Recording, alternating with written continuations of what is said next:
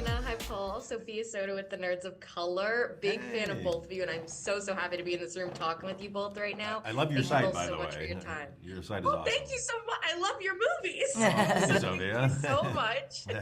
Congratulations on Jackpot. I mean, just such a fun adventure. I want to start with a fun question for both of you in honor of it. Awkwafina, out of all the characters you have played, who do you think would be the greatest ally or asset to Katie? And then Paul, out of any of your movies, I want you to pick a character who you think would be Katie's greatest enemy in this journey. Oh, my goodness. Wow. You first, man. Ally, maybe Sisu. I played a dragon. I think Sisu would, because like she's like huge and obviously is like magical. Everyone else though would just drag me down. To be honest, they would burn me. Every single one of my characters that I played, they'd not be the perfect ally. There you go. They could be good support, but then they'd have ADHD or something. Yeah. Yeah. And I think Rick Ford would be the one who would be most against me. You know, because Statham, when he gets his mean on, yeah, he wouldn't buy into any of this. I can't even tell you how much that character made me laugh. Okay, I can't because I'll go on a huge rant about mine. Hey. That's funny. Like, I can't even.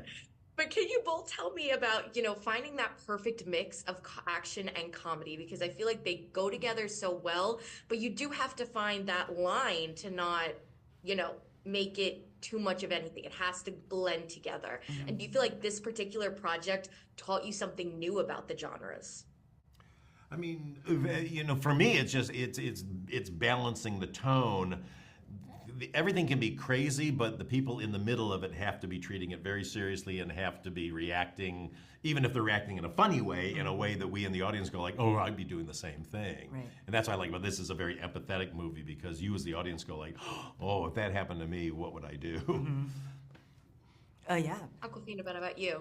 Yeah, I mean, I grew up a huge fan of like I Love Lucy and the Carol Burnett show. So physical comedy it can really span a lot of different genres, and I think action specifically, it's one of those things that it moves so fast. Like they do blend really well together, and I think that Paul, working with Paul, he's a perfect arbiter of kind of an awareness of both. He lets the stunt teams. He doesn't he lets the stunt teams do what they need to do, and then he will work with that. So I think you're perfect action comedy director. Thank you. I love you. And I'm curious, did you end up taking anything personally away from the film? Like, I'm a firm believer that being part of a project or watching a project, you walk away with something no matter what. So is there anything you both walked away from? I guess like related to the film, living in that dystopic kind of environment, and even in the movie, it is a little bit. It makes you think a little bit, like when you're really thrust into that environment and thinking about like your own career and like Hollywood in general, but then also, definitely the good in people as well. Yeah. I walked away with a wasp gun and John Cena's helmet. Nice. So. Sick. 10 out of 10 answers, both of you. Thank you so much again for your time and congrats. It was such a pleasure. Thanks, speaking with Sophia. you. Tell the gang there I said hi. Thank you. You as Thanks. well. Bye. Bye-bye. Fanboys, professional artists, and professors. Maybe a nerd who's just like you, talking about the things that you like too. So I invite you to the NOC. In full color, you see me. The hard knock life. Comics, movies, and TV. Yeah. Pop culture with a different perspective. Watch it on your screen, hit play, so check this.